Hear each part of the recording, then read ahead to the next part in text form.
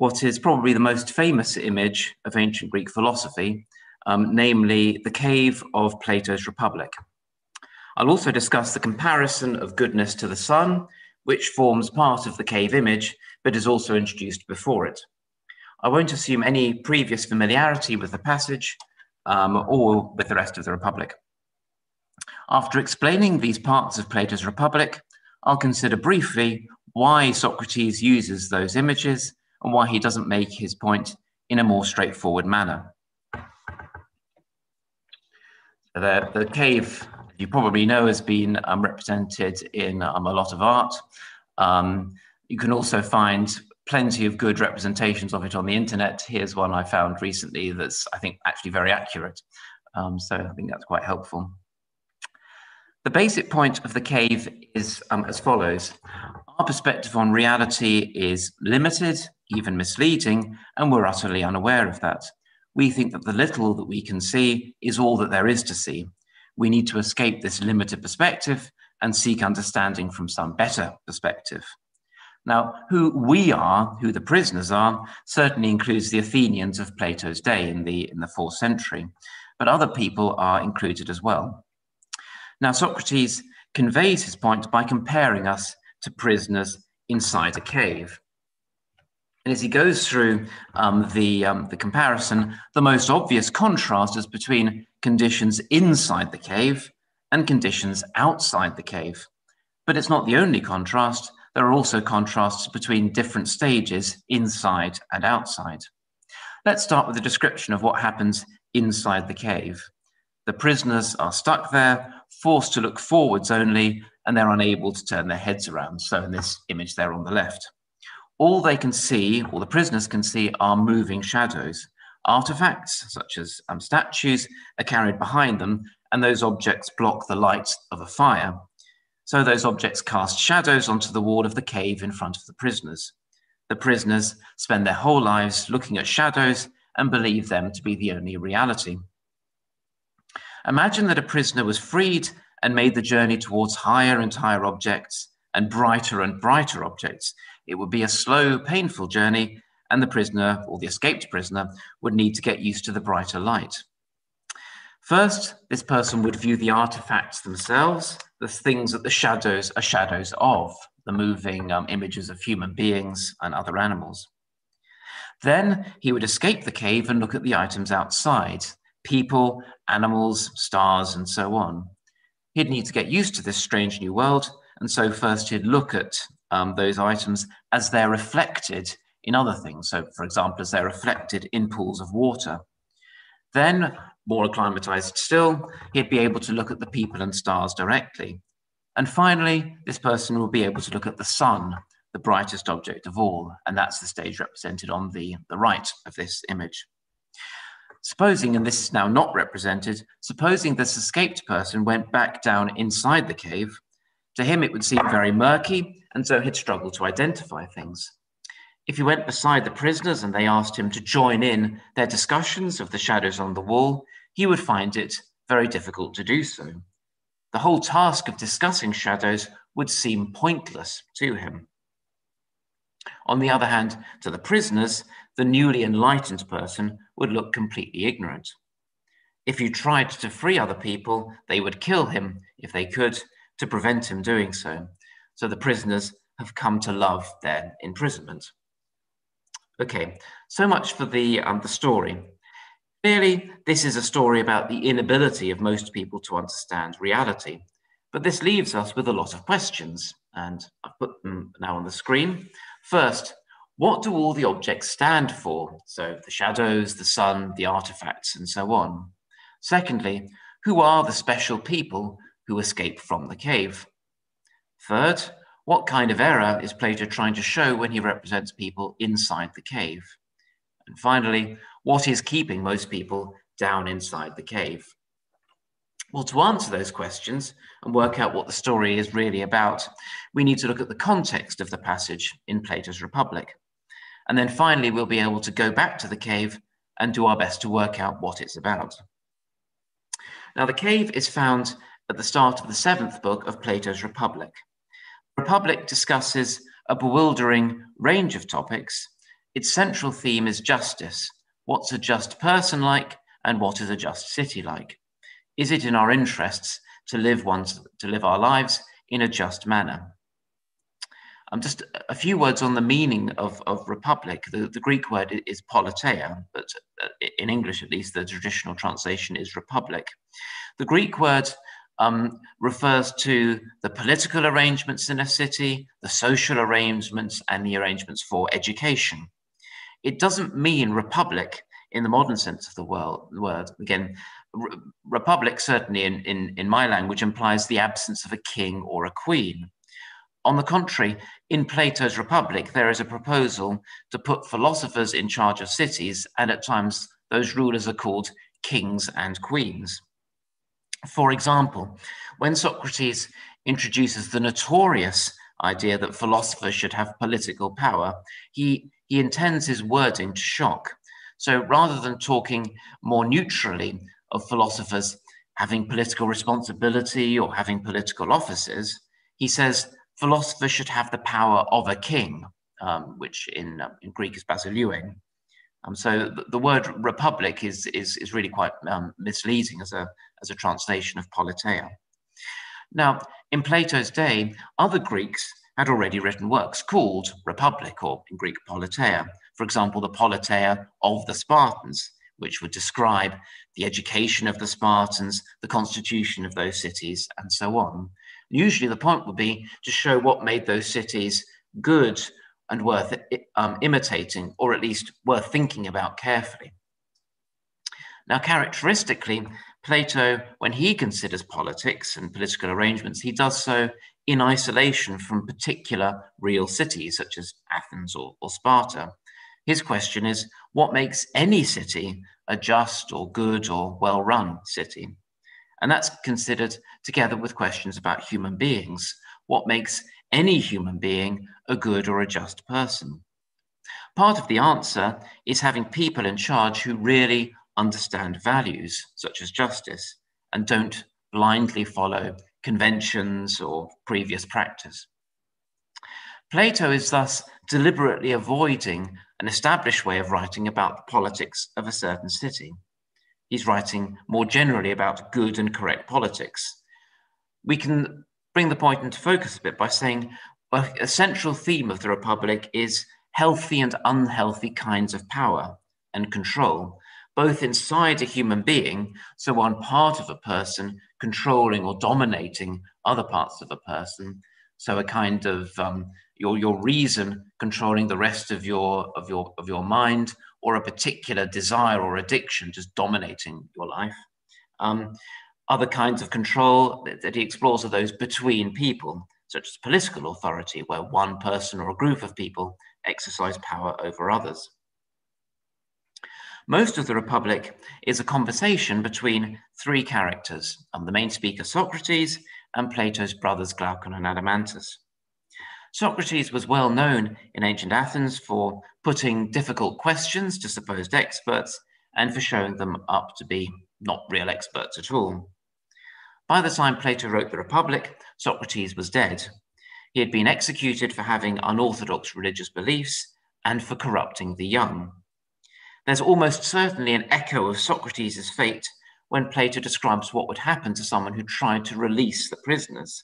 And if you remember, the suggestion is that the prisoners would kill someone who tried to free them from the cave. That was Socrates' fate, at least as Socrates' admirers, of course not his enemies, saw things. Socrates, to their mind, was killed for trying to educate and liberate others. One of the things that the cave is about is different perspectives on education. The hostile, suspicious perspective of the trapped prisoners, the quite different perspective of the escaped former prisoner. In the Republic, by the time the cave is described, Socrates and the brothers have agreed that the people in charge of a good city need to understand goodness and justice. If you're to make social and political change by bringing new laws into being and creating new laws, you need to know what makes a law just. If, on the other hand, you want to preserve just laws and not make any change, you need to see why the existing laws are already just and don't need to be reformed. Sometimes the right action for a ruler or a group of rulers is to keep things unchanged, not, as we would say, to leave your mark or to have an impact. And when that's the case, when laws should be kept unchanged, the rulers should do so not just out of deference to previous generations, but because they understand the value of what they've inherited. They see good reason to keep things unchanged, in other words. So the rulers need to understand what it is to be good and just, or in Platonic terms, to understand the forms of justice and goodness. Okay, that's probably enough on the context of the cave. Now let's get back to the cave itself and try to understand what it's about. Socrates actually explains what he has in mind concerning two parts of the cave. So he gives us a helping hand concerning two parts of the story.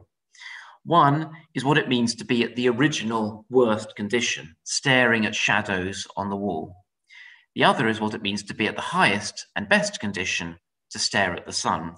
Those two things are explained, so the real challenge lies in what lies between those two stages. If we start with the image of the sun and what he means by looking at the sun, this is, as I said, the very highest and final stage of the prisoner's release. Sun in the story stands for goodness, or what is often called the form of goodness. Earlier in the Republic, Socrates has said how important it is for rulers to understand goodness and value. Now, Socrates himself is reluctant to say what goodness is. He's put under pressure to give his own account of goodness, but he refuses to do so.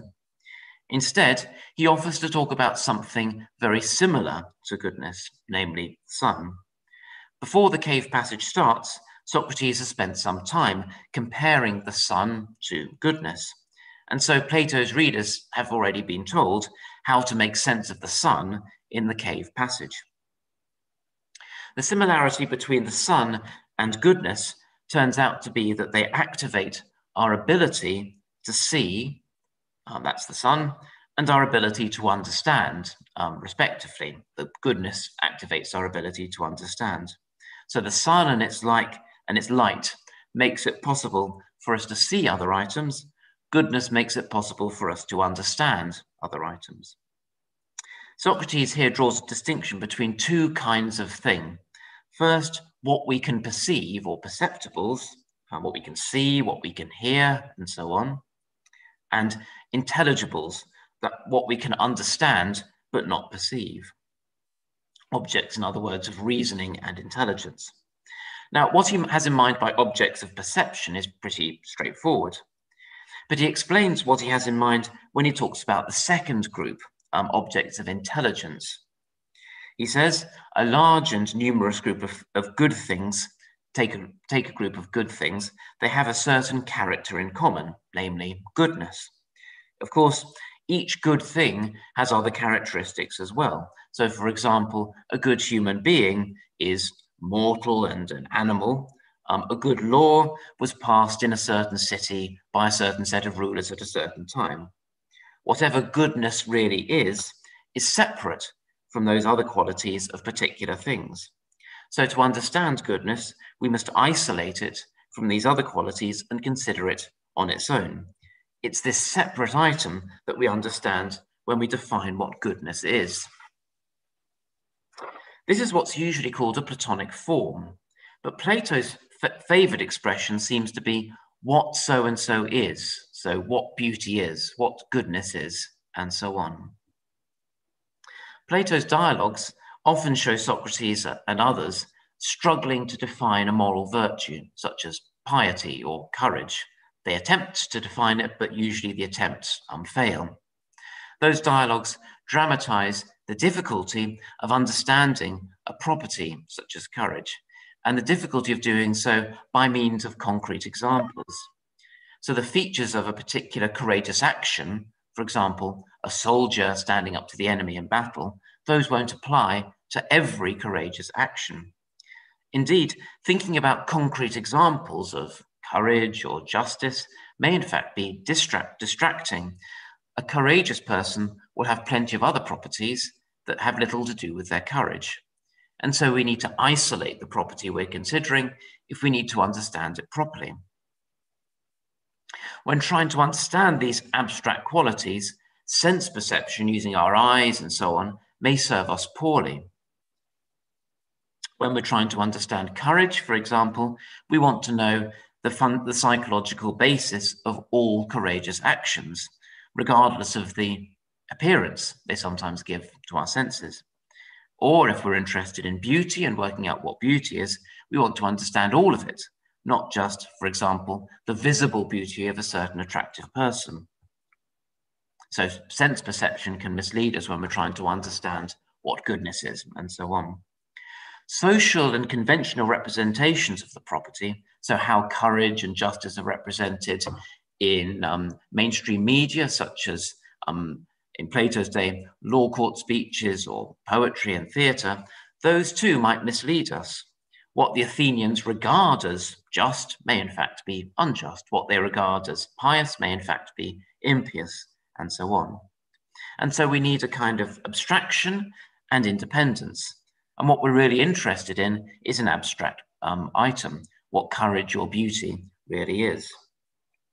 Plato suggests that what Socrates' questions are really about is this kind of separate item. So when Socrates is trying to define courage or justice, etc., he's interested in this kind of separate thing. We see these qualities instantiated in particular people or particular actions, but the object of the inquiry is nonetheless distinct from those particular people or particular actions. The passage on the screen shows the connection between Socrates' questions, what's courage, what's piety, and so on, and the forms. This is from the dialogue Ab Fido. Socrates says, our present argument is no more about the equal than about the beautiful itself, the good itself, the just, the pious, and about all those things on which we put as a seal this mark, what such and such is, both when asking our questions and when giving our answers. So as it were, I think that the key terminology for understanding a form is what so-and-so is, rather than form, which tends to be our word for it in English. Going back to our dialogue, the Republic, the form of goodness is what we understand when we understand what it is to be good. This is what gives it immediate importance for Plato's political theory. The people in charge of a community must understand what it is to be good, and so they must understand goodness on its own. As I've said, one of the most basic properties of forms is that we don't access them or perceive them through our senses of seeing and hearing and so on. They are accessed only through reasoning and understanding. A range of dialogues makes the point, but for example, you find it again in the Phaedo. Socrates says, do we say there's such a thing as the just itself or not? He means the form. Indeed we do. Yes, and the beautiful and the good, of course. Now, have you ever seen with your eyes any of the things of this kind? Not at all. Or have you grasped them with any of your bodily senses? Okay, Plato doesn't arise this suggestion of forms because he is in some way pessimistic or opposed to material things around him. Rather, the inadequacy of ordinary objects is very specific. They don't help us answer the kind of questions Socrates was interested in. And so they're not what Socrates' questions were really about. Socrates was inquiring into goodness itself, justice itself, not particular individual good people or or good actions. On the other hand, for most people, it's very hard not to think in this kind of terms, that is in terms of particular people or particular action, when trying to understand goodness or justice. Most people just don't think about the virtues or moral qualities without resorting to an example or some culturally sanctioned model. So most people seem stuck, or even we might say imprisoned, at the wrong level when trying to understand goodness, justice, and so on. Okay, and this already, I think, starts to show what the cave is about. Let's focus for the time being on the comparison between the sun and goodness. Socrates does not define goodness in the Republic, as I've said already. He even suggests that the task is beyond him. He's incapable of doing so. But he offers the comparison of the sun to explain the importance of goodness to intellectual understanding in general. We need the sun to see, or to see well. He acknowledges that some of the light we perceive actually comes not from the sun, but from something else, namely the stars. But in any case, he generalizes and suggests that we need the sun to see.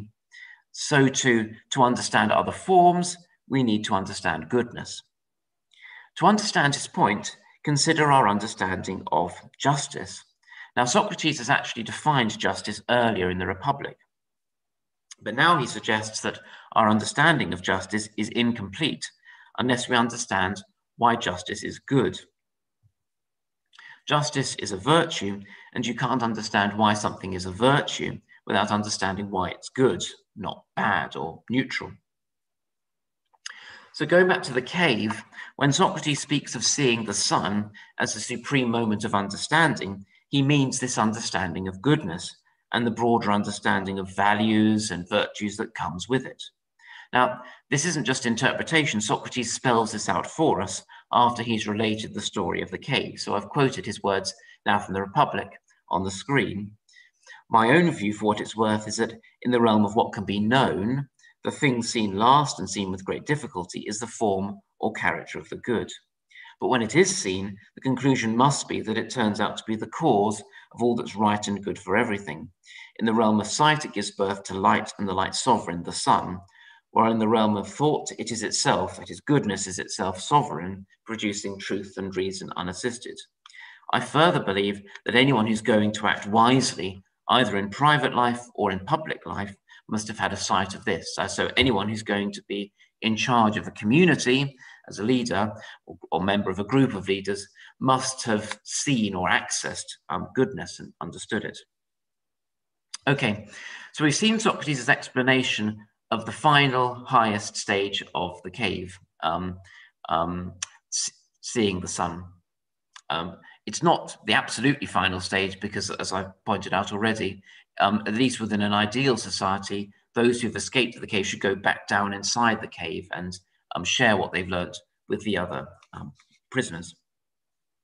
Okay, there's one other part of the cave story that Socrates explained. So just going back quickly to the image, we've had the explanation of what's at the far right.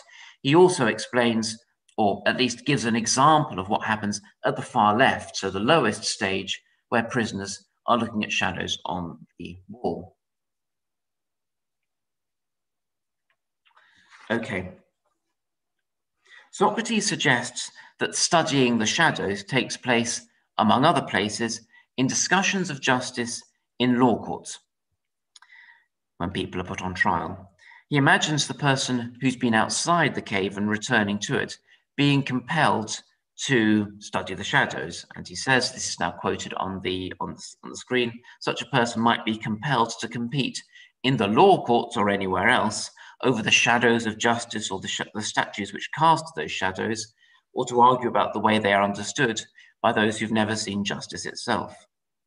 Okay, now clearly this is, when he speaks of the law courts, this is just an example and not the only case where this happens. Socrates says explicitly that this happens in other places as well.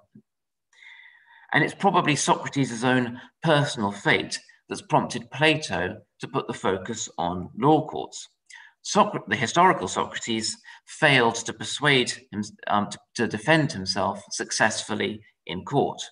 So even though Socrates had devoted his life to studying the virtues, such as piety and justice, he failed to persuade the other Athenians that he was innocent of impiety.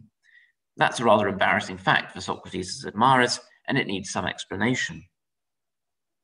Okay, recognizing that this is just an example, that is, that the law courts are just an example, let's think what's suggested by it.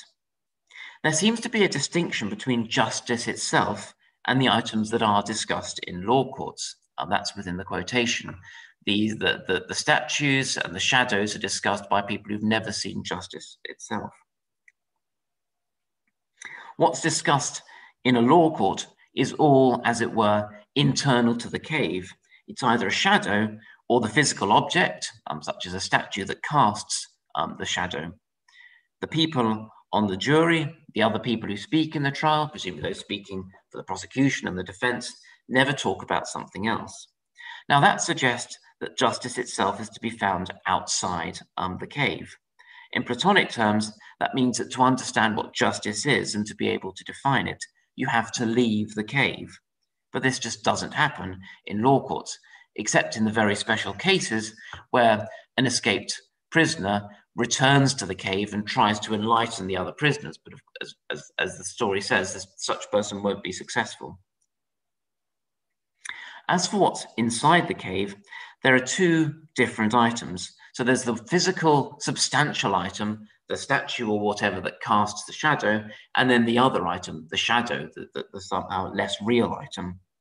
Now, to interpret that distinction, we need to move beyond what the passage makes explicit. So we are now passing into interpretation. A plausible interpretation, in my view, is to suppose that the physical items, the artifacts and the statues, are particular human beings considered as an object of understanding.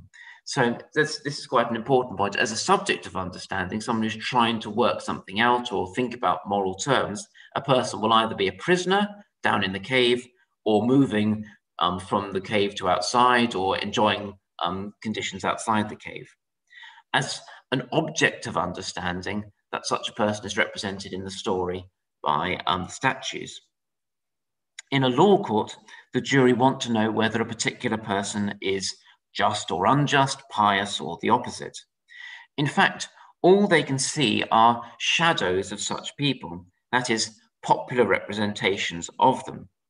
It's with reference to these shadows that trials are decided, not an understanding of what justice is. So in a trial, people want to understand whether a particular person, specifically the one on trial, has these qualities. To do that properly, we'd need to think about the person himself or herself. We'd also need to think about justice itself, what it really means to be just or pious or whatever the example is. But that just doesn't happen in the law court, or it hardly ever happens. So someone who has been absorbed in the more abstract question and who really has tried to understand what justice is will struggle to communicate effectively in a trial. And again, the relevance of this to what happened to Socrates should be unclear. So it's very clear, regardless of the detail of the interpretation, that one context where shadows are studied and discussed is the law court.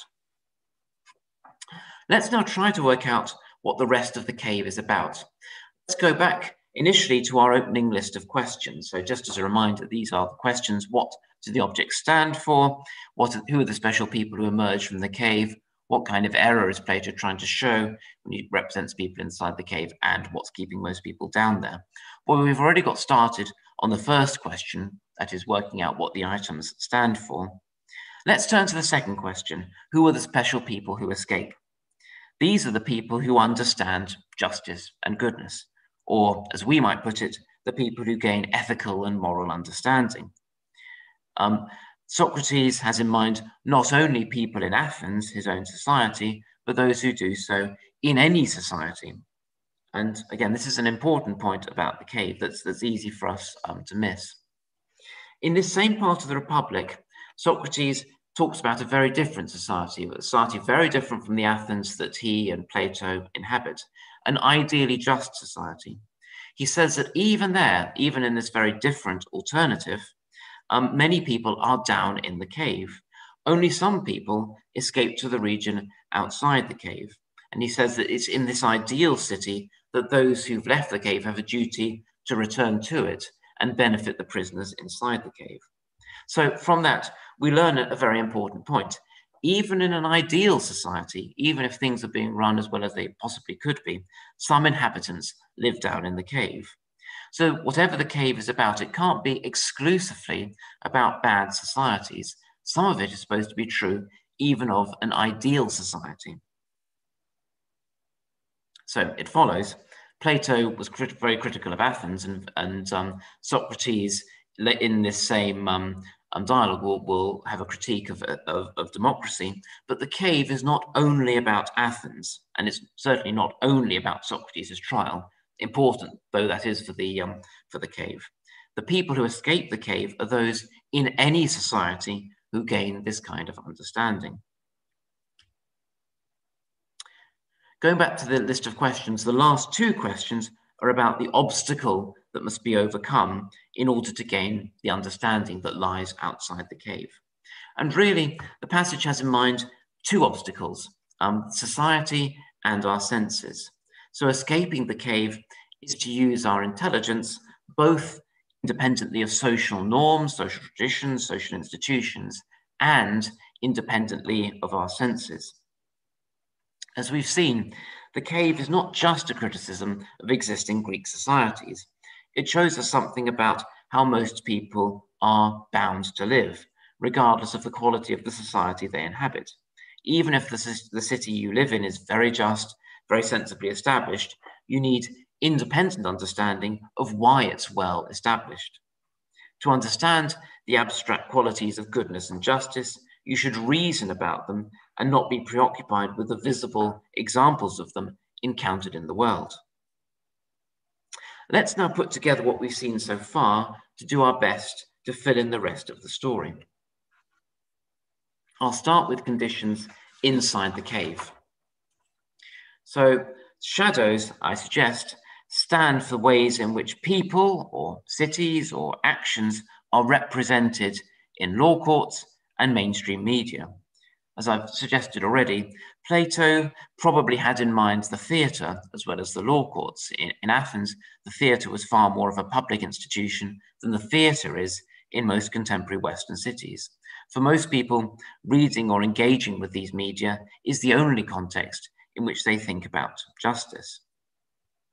Artifacts, the statues that are being carried behind the prisoners' heads, the items that cast the shadows, those artifacts stand for specific things. For example, a city or a human being, again, considered as an object of understanding. Possibly the fact that these are artifacts represent the fact that these are, in many cases, human creations, such as a particular city, a particular just law, a particular just action, and so on. So the first stage of progress is to consider individual people and actions independently of how they're represented. That alone won't be enough to show you what makes something just, so you have to continue and make your way outside the cave.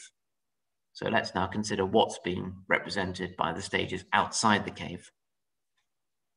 Now we stop using our senses altogether and we use intelligence unaided by the senses. We consider objects of intelligence or intelligible models. So that if you remember, the prisoner has to get used to this brighter environment and first of all has to look at reflections of objects in, for example, pools of water. Doing so, I suggest, stands for considering justice by considering justice in something else. For example, the concept of a just person, the concept of a just city. Then, if you remember, the prisoner starts to look at the items in their own right. So, for example, starts to look at the stars as directly, not just by means of a reflection. Those items, such as the stars, stand for justice and other virtues in their own right. So, when the prisoner looks at a star, this stands for a philosopher considering what justice really is. Or, in Platonic terms, that's what it is to consider the form of justice, considering justice in its own right, isolated from the kind of thing and person that become just, considering what makes such people, such institutions, such laws, etc., just. So understanding a form is to understand something that exists abstractly and independently. The final crucial stage is to consider the form of the good, or in other words, to understand goodness and what makes things good. And as we've seen in the story, that's represented by the escaped prisoner looking at the sun directly. Why is this necessary? Why is it necessary, in other words, to consider goodness? The reason is that understanding justice involves understanding what makes justice valuable and worth defending. Okay. If we apply this to the particular case of justice, the point of the story is that to understand justice, we need to understand justice independently of the following things, and that they're listed on the screen. First, cultural or institutional representations of just people. Secondly, independent of particular people, particular just or unjust human beings, particular just or unjust communities. We need to consider it even independently of the concept of a just person. Of course, thinking about what makes a person just or a city just will help, but you need eventually to, as it were, isolate the quality of justice and consider it on its own. And then finally, you have to understand what makes justice valuable or good. And to do that, you need to consider what goodness itself is. So the escape that's being represented in the story of the prisoner's education and enlightenment, that kind of understanding is to think about moral terms independently of social conditioning and social influences, and independently of the senses such as sight and hearing. If we go back yet again to our initial list of questions, what do the objects stand for? Well, I think I've just given you the answer to that. Who are the special people who emerge from the cave? These are philosophers who study what justice really is. And as I've said, if they have political power, they should then go back down into the cave and put what they've learned into practice in the social sphere. What kind of error is Plato trying to show when he represents people inside the cave? Well, reliance on sense perception, reliance on the models and representations of people provided by society. What's keeping most people down inside the cave? Well, either social conditioning or people's own intrinsic limitations and their reliance on what they can see and they can touch. Remember, as I've said already, the cave is supposed to be true even of very, very good societies. Some people will inevitably, even in such a society as that, some people will inevitably rely on the models given to them by society when thinking about justice. The reality that's grasped outside the cave is then first and foremost the reality about values, understanding what justice and goodness really are. Now, the imagery, of course, has broader appeal. It speaks powerfully to scientists whose findings seem counterintuitive or surprising to most people. So the cave is likely to resonate with a huge range of researchers and intellectuals. But it's in its original context, its purpose is to show the independence of mind needed for a proper understanding of values, such as justice. Now, I want to turn finally to the question of why Socrates expresses himself so mysteriously by means of these images. That's a very large question, and we don't have time to give it a full treatment. I mean, for that, we need to compare the cave with the other images used in this part of the dialogue, and there are a lot of them. The Republic is a dialogue particularly rich in imagery, and as you would expect, there is a lot written about that in the scholarship. I'm not going to be comprehensive. I'll just focus quickly on one aspect of this, namely the comparison of goodness to the sun. Why does Socrates use this imagery when he's speaking about goodness? It's this image of the sun and the comparison of goodness to the sun that starts the imagery that culminates in the cave. So it's the sun that makes us really think about understanding and reasoning as comparable to seeing and looking. So why does Socrates find it helpful to represent goodness in this way? To understand that, we have to remind ourselves about the central argument of the Republic.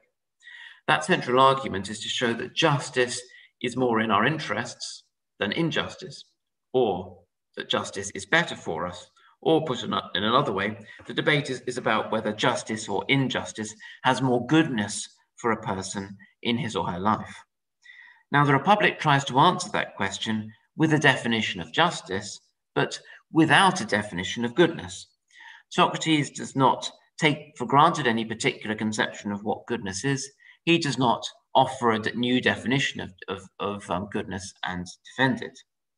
He indicates that there's a debate about what goodness is, You see this quoted in the first bullet point on the screen. Most people think the good is pleasure. Those with more sophistication think that it's knowledge. Socrates indicates his dissatisfaction with both of those, but he doesn't offer an answer of his own about what goodness is. Okay. There is a risk for Socrates in being too specific about goodness. If he says or implies that goodness is pleasure, it might look as if Plato's readers have to accept that is, they have to accept that goodness is pleasure in order to accept the main argument about justice.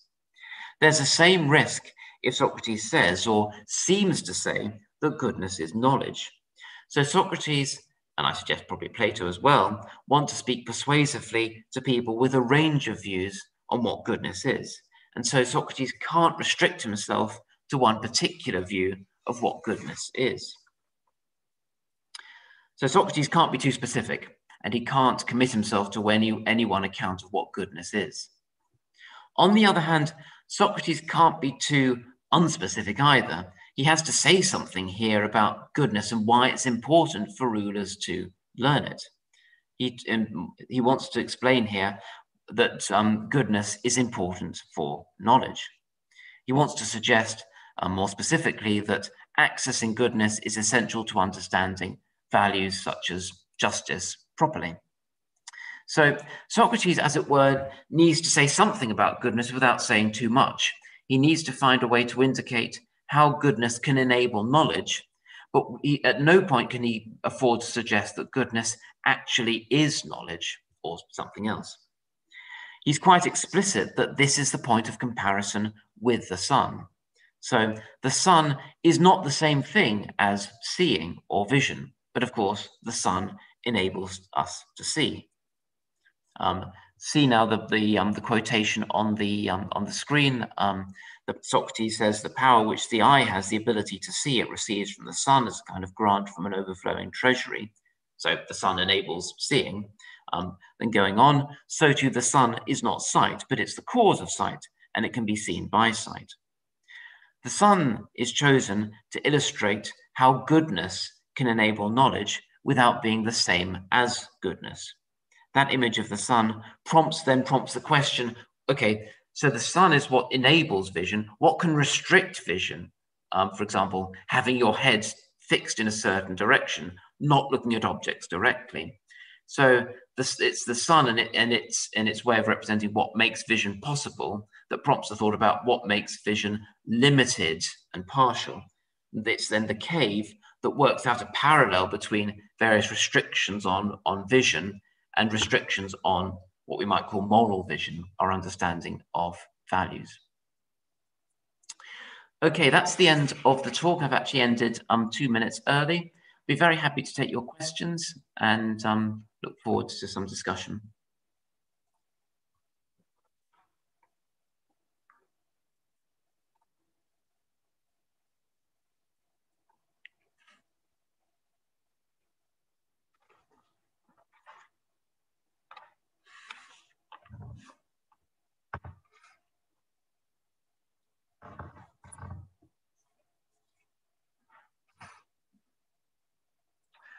Thank you very much for the questions in the chat. I can see quite a few of them already. So maybe I could start with the fourth question. Is piety still considered a virtue? It's a while since I looked at the philosophical literature on the virtues. I would expect piety doesn't come in for very much discussion. And at least in English, the word piety is not a straightforwardly positive word. I mean, it would be unlikely for a religious believer to describe himself or herself as pious. I mean, piety is often used in a rather condescending way to refer to perhaps a very conservative, rather unreflective, rather boring kind of religion. So if the question is whether piety is considered a virtue in our own day, probably not. I mean, if by piety we really mean the correct attitude towards not just God and the gods, but other people's religion, then I suppose it would be. For one important difference between what I just said and what Plato or a 4th century Greek is that I sort of added other people's attitude to religions. So, I mean, in a present-day pluralistic society, I mean, a key way of negotiating that is responding appropriately to forms of belief and commitment that we don't share ourselves. And so a sort of a modern day equivalent of piety, I think, would have to include that kind of respect and acknowledgement and, as it were, you know, imagination, just understanding what it would be like to live in such a way. I mean, for Plato, piety basically is conducting yourself appropriately in relation to gods and parents and other items that deserve reverence. Okay. Does goodness always mean justice? That's the third question. I would say that actually it's quite important that goodness and justice in the Republic are different from one another. So Socrates defines what justice is that's actually back in book 4 of the Republic, and that involves each constituent of the item performing its own proper function. So within a human being, each part of our psychology, each part of our mind or soul performing its own proper function in our lives, and that has a counterpart in a community. So Socrates seems pretty confident that he's got a definition of justice, but at no point does he define goodness.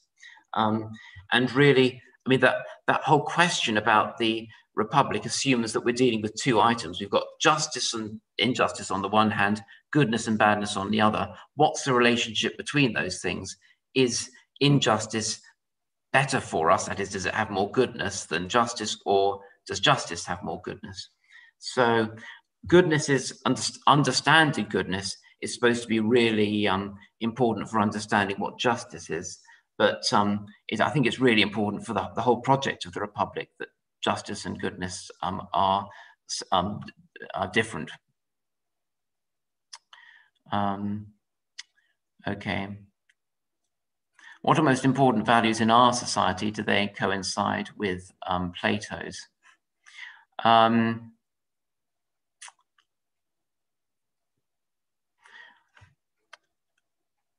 One word originally has a Latin origin rather than a Greek origin, that I think Plato, that's very important in contemporary societies, is integrity, and the idea of, as it were, being faithful to one's own set of convictions. And the advantage of that kind of value is it makes sense within a pluralistic society. So you can speak about someone with whom you sincerely disagree having integrity because they live up to their own principles. I mean, perhaps you disagree with them on some matters, but at least they act with integrity. Plato, of course, doesn't have the same kind of live in a society where pluralism is so important as it is in our own society. And I mean, on the other hand, that there be a good correspondence between your convictions and your actions. That, I mean, certainly characters in Plato, that characters other than Socrates, really value that.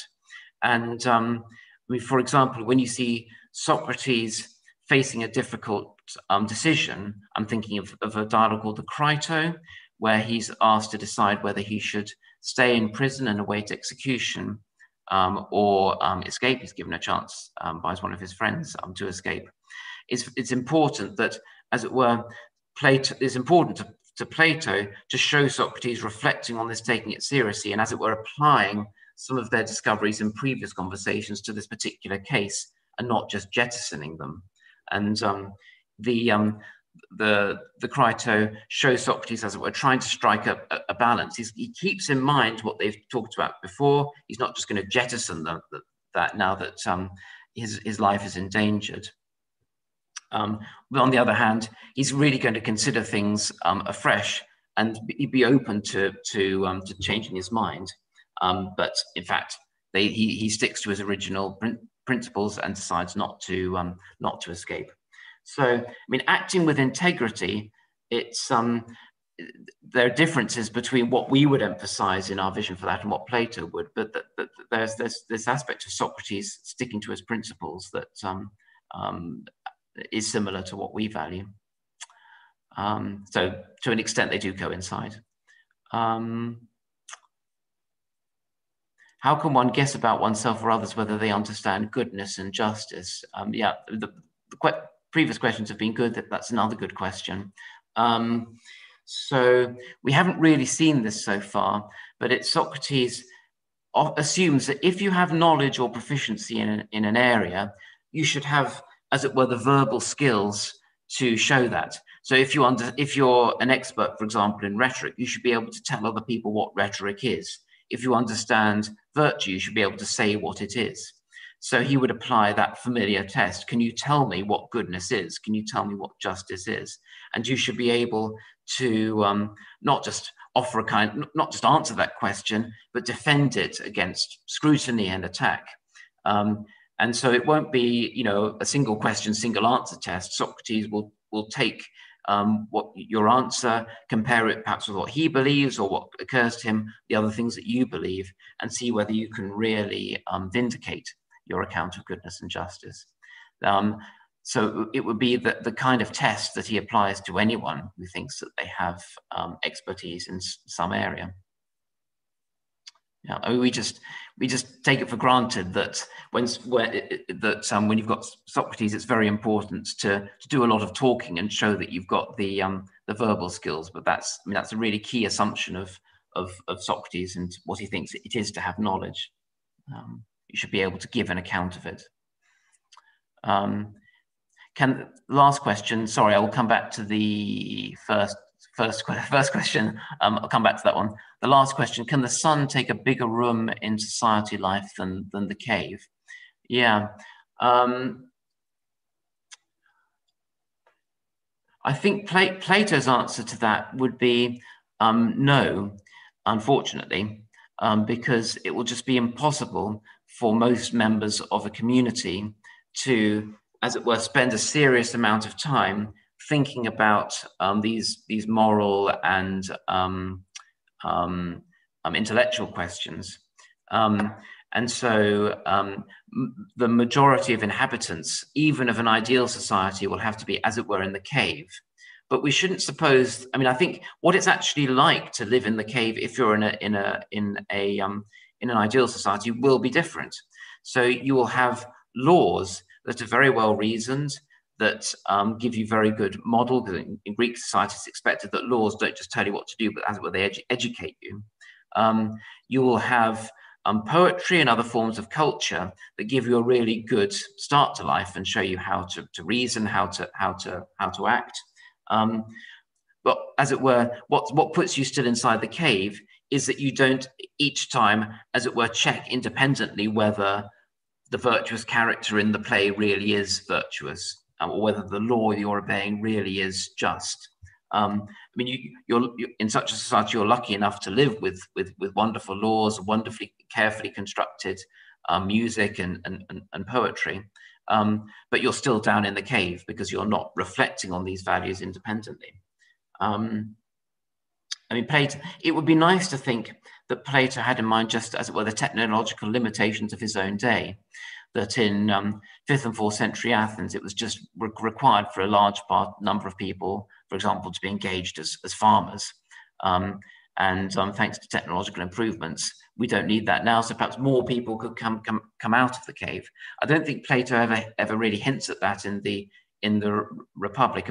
On the contrary, there's a huge emphasis in the same broad context as the cave on how difficult philosophy is and how difficult it is to gain the understanding shown by escaping the cave. Remember all the huge emphasis on the need for the escaped prisoner to acclimatize and adapt to the brighter surroundings. So it's not just because of technological limitations. I think it's also to do with the intrinsic difficulty for human beings of doing this kind of reasoning that most of us will have to be down in the cave. Yes. Do you agree that a philosopher should have the power of a king or a queen in our society? I would prefer to see philosophers, as it were, more in the role of consultants than kings or queens. So, for example, when government has to think about the ethics of technological innovation or the ethics of, euthanasia, that philosophers should be part of the debate. I wouldn't agree with Plato that we'd want philosophers actually to make the decisions without consulting other people. I guess that's largely because I don't share the kind of pessimism and the exemplified in the cave between those who are capable of emerging from the cave and those who can't.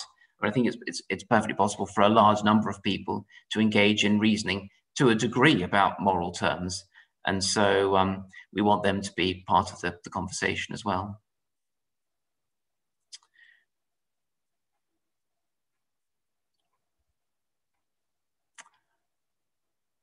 Okay, it looks as if that's the end of the questions, but thank you very much for your questions. And all very good, and I hope you enjoyed the session. And I will, well, if you have any questions, please don't hesitate to get in touch with me. I'll put my email address in the chat